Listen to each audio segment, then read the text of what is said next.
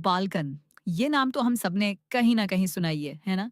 पर यूरोप का ये हिस्सा असल में है क्या और कहाँ है, ये तस्वीर अक्सर थोड़ी धुंधली सी रहती है। तो चलिए, आज इसी सफर पर निकलते हैं और मिलकर बिल्कुल परत दर परत इस पूरे इलाके का एक साफ नक्शा अपने जहन में तैयार करते हैं। तो सबसे पहला और सबसे जरूरी सवाल यही उठता है कि भाई यूरोप के नक्शे पर बाल्कन आखिर है कहाँ। चलिए इसी सवाल का जवाब ढूंढते हैं और अपने दिमाग में उस नक्शे को बनाना शुरू करते हैं जिसकी हमने अभी अभी बात की। तो देखिए, हमारे इस नक्शे की नींव है इसकी सबसे सीधी साधी पहचान। बाल्कन असल में एक प्रायद्वीप है। मतलब जमीन का एक ऐसा हिस्सा जो तीन तरफ से पानी से घिरा हुआ हो।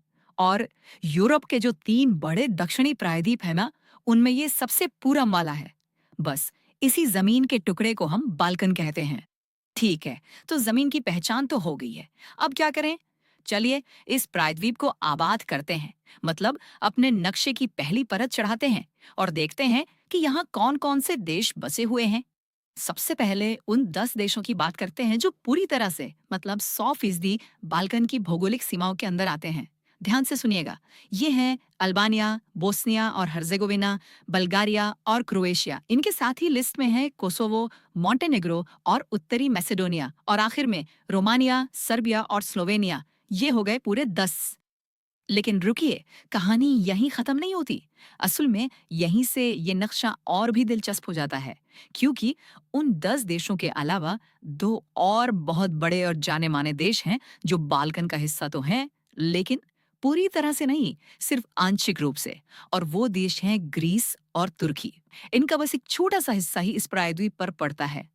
तो ठीक है, हमारे नक्शे पर अब देश तो आ गए हैं। अब वक्त है अगली परत चढ़ाने का, और वो परत है इसकी सीमाओं की। चलिए मिलकर देखते हैं कि बाल्कन के जमीनी और समुद्री पड़ोसी आखिर हैं कौन-कौन। अच्छा, अगर हम जमीन के रास्ते एक लाइन खींचने की कोशिश करें तो देखिए, उत्तर पश्चिम में इसकी सीमा लगती है इटली से। फिर थोड़ा उत्तर की तरफ बढ़ें तो हंगरी आ जाता है। और उत्तर पूर्व में पहुंचते पहुंचते मोल्डोवा और यूक्रेन इसके पड़ोसी बन जाते हैं। और दक्षिण में इसकी सीमा ग्रीस और तुर्की के उन बाकी हिस्सों से जुड़ जाती है जो बाल्कन में नहीं आते। और हाँ, ये नहीं भूलना चाहिए कि ये एक प्रायद्वीप है, तो जाहिर है इसकी ज्यादातर सीमाएं जमीन से नहीं बल्कि समुद्र से बनती हैं। जरा सोचिए, इसके पश्चिम में है एड्रियाटिक सागर, दक्षिण पश्चिम में आयोनियन सागर, दक्षिण में एजियन सागर और पूर्व में विशाल काला सागर। हमारा नक्शा अब शक्ल लेने लगा है। देश बन गए, सीमाएं खिंच गईं। अब इसमें असली रंग भरने का समय है। और ये रंग है यहाँ के पहाड़ और नदियां। वही चीजें जो इस जमीन को इसकी असल पहचान, इसकी रूह देती हैं। देखिए, बाल्कन का मतलब सिर्फ देश और सीमाएं नहीं है। इसका मतलब है पहाड़। ये इलाका वाकई बहुत उबड़ खाबड़ है। यहाँ आपको बाल्कन पर्वत और रोडो पर्वत श्रृंखलाएं मिलेंगी।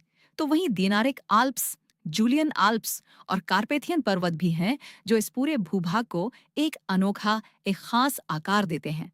और जहाँ इतने सारे पहाड़ हों, वहां से नदियां तो निकलेंगी ही। वो नदियां जो जीवन देती हैं।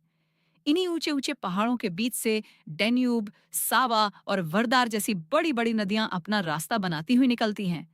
सच कहूं तो ये नदियां सदियों से इस पूरे क्षेत्र की जीवन रेखा रही हैं। और बस इसी के साथ हमारी ये नक्शा बनाने की यात्रा अपने अंजाम तक पहुंचती है। तो चलिए, अब इन सभी परतों को, देशों को, सीमाओं को, पहाड़ों और नदियों को एक साथ रखकर देखते हैं कि हमारी फाइनल तस्वीर आखिर दिखती कैसी है। तो देखा, जो चीज शुरू में सिर्फ एक नाम लग रही थी, अब वो एक जीती जागती पूरी भौगोलिक तस्वीर बन चुकी है। हमने एक एक करके परतें जोड़ी और बाल्कन प्रायद्वीप को समझा। एक ऐसी जगह जिसे इसके देश, इसकी सीमाएं, इसके ऊंचे पहाड़ और इसके विशाल समुद्र, ये सब मिलकर एक पहचान देते हैं। तो नक्शा तो अब पूरा हो चुका है, पर अब असली सवाल की शुरुआत होती है।